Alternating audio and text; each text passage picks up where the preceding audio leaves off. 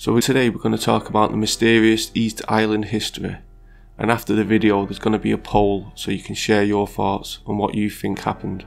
I'm just going to give you the evidence and you can be the jury.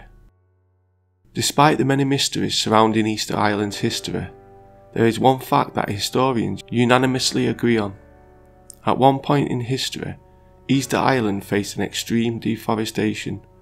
It has been suggested that the islanders burned most of the trees in order to make way for clear land, and also to make canoes out of the wood. It's also speculated that the people created tools to transport the Maori, which are the statues. At any rate, the landscape of the island is very different to how it used to be when it was inhabited. The statues also have complete bodies that have been buried deep into the ground. Sometimes only their heads can be seen above the surface. It makes you wonder what else could be hiding under the earth, waiting to be discovered. After extensive excavations by leading archaeologists, it was revealed that the Maori's body have heavily detailed tattoos. It is discoveries like these stone structures that there is a lot more to discover than meets the eye. Despite a variety of theories, it is generally agreed that the former inhabitants of Easter Island were architects of their own destruction. One theory suggests inhabitants cleared the forest on the island, wrongly believing that the trees would grow back quickly. Also, the growing population on the island was a massive problem, rendering the place too small for the number of inhabitants on it. The Maori were considered to be physical manifestations of sacred spirits. Another theory is that the Maori represent the ancient ancestors, who faced away from the sea and towards the village, watching over the island's people. The islanders would tie their hair around their head like a ball. The reasons why chieftains would not cut their hair was attributed to this practice. It was believed that supernatural powers, known as mana, were connected to one's hair.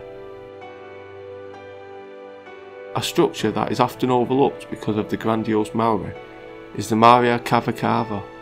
These small wooden figures also originated from Easter Island, portraying lanky men.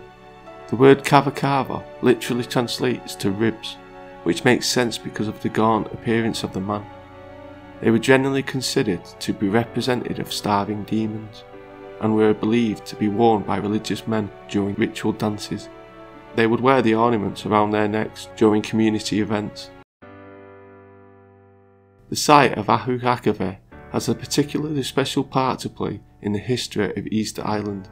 7 equal-sized Maori stand inland and face the sunset during the spring equinox. Then during the autumn equinox, they face away from the sunrise. The 7 statues represent 7 protectors who in a dream were ordered by the king's spirit to wait for him and his other scouts to return from their trip across the Pacific Ocean. The tallest Maori statue is 33 feet tall and weighs in a staggering 82 tons. From a historical standpoint, the Maori have been fixed on the Chilean Polynesian island since 1250 CE. All roads lead to an extinct volcano, suggesting that it was a focal point of worship for the islanders. So now we're going to do the poll. So what do you think happened? These are the facts. Easter Island faced an extreme deforestation. The statues have been buried deep into the ground, or been covered by a large amount of earth. Former inhabitants of Easter Island were architects of their own destruction. Was they really architects of their own destruction? They knew about equinoxes. These people was making 82-ton statues. This weren't a primitive civilization. And then you have the huge crater, volcano, which all roads led to. Now this must have been very important. There are 3 volcanoes in a triangle shape on the island. This is the crater. As you can see, the smooth walls. The island is a triangular shape and has a volcano on each edge. The statues was apparently knocked down in a civil war, or was they knocked down with force, and the ones that weren't knocked down was covered in earth.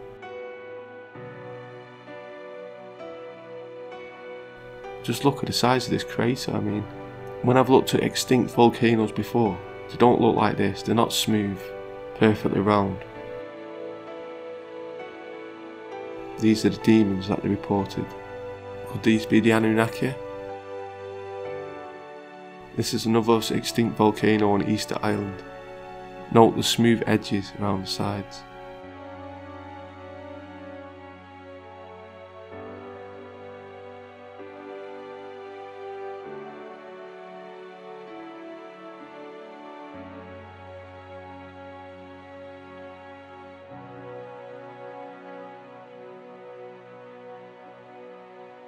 This is a nuclear test site. Looks very similar to the crater on Easter Island. The smooth edges.